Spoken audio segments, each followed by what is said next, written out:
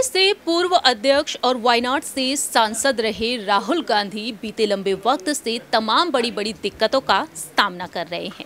ये बात आप बखूबी जानते हैं कि मोदी सरनेम मानहानि केस में राहुल गांधी की लोकसभा से सदस्यता रद्द कर दी गई है। 2019 में लोकसभा चुनाव के दौरान मोदी सरनेम पर राहुल गांधी ने टिप्पणी की थी और उसी टिप्पणी के चलते राहुल गांधी की मुश्किलें लगातार बढ़ती चली गई और अब नौबत ये तक आ गई कि राहुल गांधी 2024 में लोकसभा चुनाव तक नहीं लड़ सकते हैं। लेकिन दूसरी ही तरफ देखा गया कि भारत जोड़ो यात्रा के जरिए राहुल गांधी ने मजबूत दावेदारी पेश की। उन्होंने पीएम पद की दावेदारी के लिए खुद को आगे कर लिया। ऐसे में यहाँ पर मोदी सरकार के लिए, देश के प्रधानमंत्री के लिए वह गले की फांस तक बन चुके हैं और अब देखा जाए तो राहुल गांधी को प्रधानमंत्री बनते हुए देखना चाहते हैं उनके समर्थक, उनके चाहने वाले। और इसी बीच अब एक बेहद बड़ा ऐलान भी हो चुका है। नमस्कार, मैं प्रांशी राठौर और आप देख रही हैं नेक्स्ट 9 न्यूज। दरअसल आपको बता दें कि तमाम विपक्षी दल महागठबंधन की तैयारियों में जुटे हुए हैं। वह चाहते हैं कि महागठबंधन हो जाए और महागठबंधन अगर हो जाता है तो केंद्र से सत्ता से भारतीय जनता पार्टी को हटाया जा सकता है। ऐसे में देखा जाए तो राहुल गांधी सबसे बड़ी चुनौती बने हुए हैं। राहुल गांधी ने अब किस तरह से यहाँ पर कुछ अहम फैसले लिए। कर्नाटक में राहुल गांधी, प्रियंका गांधी वाड्रा की एक्टिवनेस से कांग्रेस खेमे को जीत मिली। अब देखा जाए तेलंगाना, छत्तीसगढ़, राजस्थान और मध्य प्रदेश की कमान भी उन्हें सौंप दी गई है। लेकिन दूसरी ही तरफ देखा जाए तो यहाँ पर अब राहुल गांधी के लिए क्या कुछ अहम फैसले होंगे।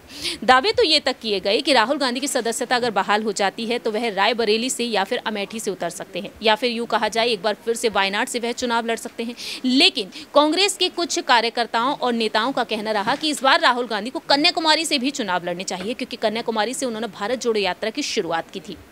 अब देखा जाए यहाँ पर राहुल गांधी कुछ अहम फैसले ले रहे हैं लोकसभा चुनाव को मद्देनजर रखते हुए। महागठबंधन की तैयारी में वह जुट चुके हैं और ऐसे में राहुल गांधी को अब प्रधानमंत्री कहकर संबोधित किया जाना शुरू हो चुका है।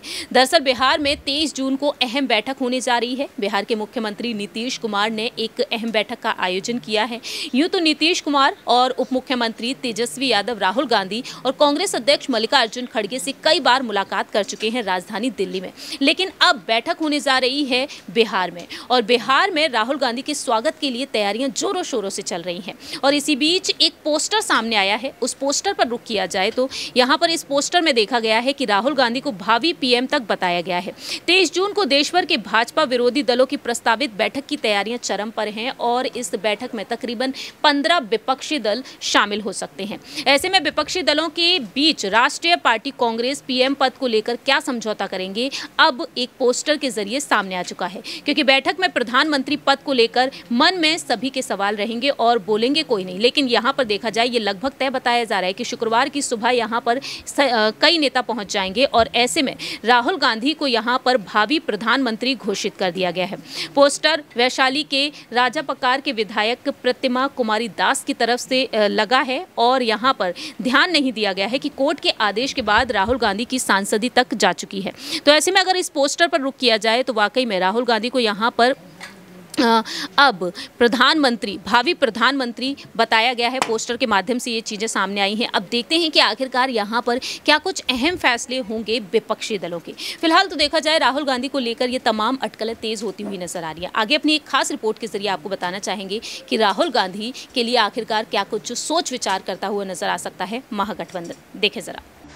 जैसे जैसे लोकसभा चुनाव नजदीक आ रहे हैं वैसे वैसे ही मोदी सरकार की मुश्किलें बढ़ाते हुए नजर आ रहे हैं तमाम विपक्षी दल। दरअसल विपक्षी दल अब महागठबंधन की तैयारियों में जुट चुके हैं। उनका कहना साफ तौर पर है कि कैसे भी करके केंद्र से सत्ता से भारतीय जनता पार्टी को हटाना है और इसके लिए महागठबंधन बेहद जरूरी है। और इसमें देखा जाए तो कांग्रेस से पूर्व अध्यक्ष और वायनाड से सांसद रहे राहुल गांधी अहम भूमिका निभाते हुए देखे जा रहे हैं। यहां तक कि राहुल गांधी जो पीएम पद की दावेदारी के लिए आगे किए गए और राहुल गांधी को लेकर अब यहां पर कई अहम ऐलान होना अभी से शुरू हो चुका है। इस खास रिपोर्ट के जरिए आपको बताने जा रहे हैं कि देश के अगले प्रधानमंत्री के तौर पर कैसे राहुल गांधी को देखा जा रहा है। न सिर्फ कांग्रेस के समर्थक बल्कि देखा जाए तमाम विपक्षी दल के नेता भी राहुल गांधी को आगे कर रहे हैं। हमने आपको बताया ही कि किस तरह से बिहार में जो बैठक होने जा रही है, उस बैठक से पहले ही राहुल गांधी के बैनर्स और पोस्टर्स लग चुके हैं राज्य में, और यहाँ पर पोस्टर्स में देखने को मिला है कि राहुल गांधी को भावी पीएम तक बता दिया गया है। मुख्यमंत्री नीतीश कुमार ने विपक्षी दलों की एकजुटता के लिए जब प्रयास शुरू किया, तभी से एक मुद्दा बार बार सामने आ रहा है कि अगर बीजेपी विरोधी दल एकजुट हो जाएं तो उसका नेतृत्व कौन करेगा। इसी मुद्दे पर विपक्षी दलों में एकजुटता का संकट भी हो रहा था और 12 जून को प्रस्तावित हुई बैठक के टलने की वजह यही मुद्दा रहा। ज्यादातर दल राजी हो गए थे, लेकिन कांग्रेस की तरफ से ना तो नंबर 1 नेता राहुल गांधी के आने की संभावना थी और ना ही मल्लिकार्जुन खड़गे की आने की संभावना। लेकिन नीतीश कुमार ने स्पष्ट कर दिया कि सभी दलों के अध्यक्ष आ रहे हैं और दूसरों के आने से बात नहीं बनेगी, तो कांग्रेस को पहल करनी ही होगी। राष्ट्रीय जनता दल अध्यक्ष लालू प्रसाद यादव ने हस्तक्षेप किया। राहुल गांधी अब 23 जून को बैठक में शामिल होंगे। ऐसे में देखा जाए तो राहुल गांधी को लेकर अब यहाँ पर अहम ऐलान अभी से शुरू हो चुके हैं। महागठबंधन की तैयारियां तो चल रही हैं, लेकिन इस महागठबंधन से पहले यहाँ पर देखा जाए तो राष्ट्रीय जनता दल मुख्यमंत्री की कुर्सी के लिए तेजस्वी यादव और प्रधानमंत्री की कुर्सी के लिए नीतीश कुमार का नाम आगे करता रहा है। दूसरी ही तरफ जनता दल यूनाइटेड में नीतीश कुमार को प्रधानमंत्री पद का दावेदार बताकर नारेबाजी भी की जा रही है। लेकिन दूसरी ही तरफ देखा जाए तो महाराष्ट्र से चाणक्य कहे जाने वाले शरद पवार राहुल गांधी को आगे रखना चाहते हैं। इतना ही नहीं, इसके अलावा आपको बता दें कि नीतीश कुमार ने भी राहुल गांधी को समर्थन दिया। वहीं ऐसे तमाम दिग्गज नेता हैं जो राहुल गांधी के समर्थन में दिखाई दिए हैं। इसी बीच देखा जाए तो बिहार प्रदेश कांग्रेस के अध्यक्ष अखिलेश प्रसाद सिंह ने अपनी बात रखी। राहुल गांधी के पास 2009 के बाद प्रधानमंत्री बनने का मौका था, उनकी वजह से कांग्रेस सत्ता में लौटी। उनको कई बार इसको लेकर कहा भी गया, लेकिन उन्होंने स्वीकार नहीं किया।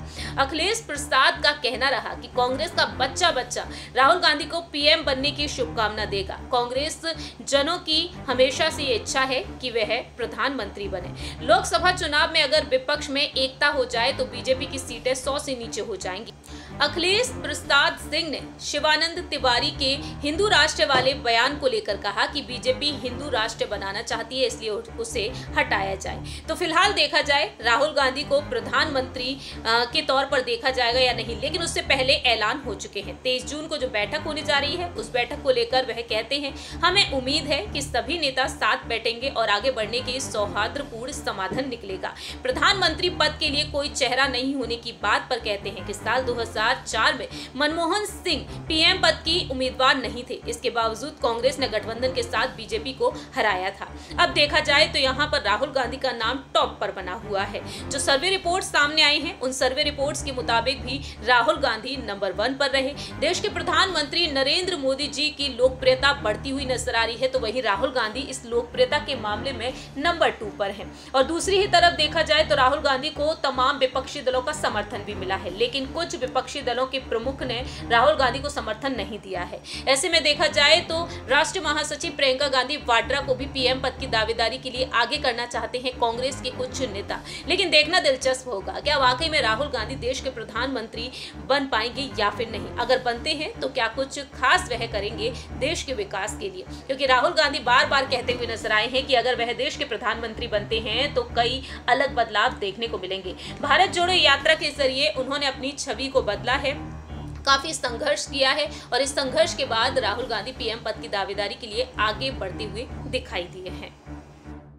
आपने सुना कि किस तरीके से राहुल गांधी यहाँ पर मोदी सरकार के लिए एक गले की फांस बन चुके हैं। अब देखते हैं कि आने वाले वक्त में यहाँ पर देश के प्रधानमंत्री नरेंद्र मोदी जी क्या कुछ अहम चुनौतियां उन्हें देते हुए नजर आएंगे, क्योंकि अब प्रधानमंत्री मोदी को लेकर यहाँ पर ये बातें कही जा रही हैं कि काशी से वह कई बार चुनाव लड़ते हुए देखे गए, लेकिन अब उन्हें काशी के बदले कानपुर से चुनाव लड़ने चाहिए। आखिरकार यहाँ पर राहुल गांधी के लिए क्या कुछ अहम रणनीतियां होंगी कांग्रेस खेमे की और क्या कुछ अहम रणनीतियां होंगी बीजेपी की, ये देखना काफी ज्यादा दिलचस्प होगा। लेकिन आपकी क्या कुछ राय प्रतिक्रिया है? आखिरकार देश का अगला प्रधानमंत्री किसे होना चाहिए, राहुल गांधी या फिर एक बार फिर से प्रधानमंत्री नरेंद्र मोदी जी ही? ये आप कमेंट सेक्शन में बता सकते हैं। तब तक के लिए आप देखते रहिए नेक्स्ट 9 न्यूज।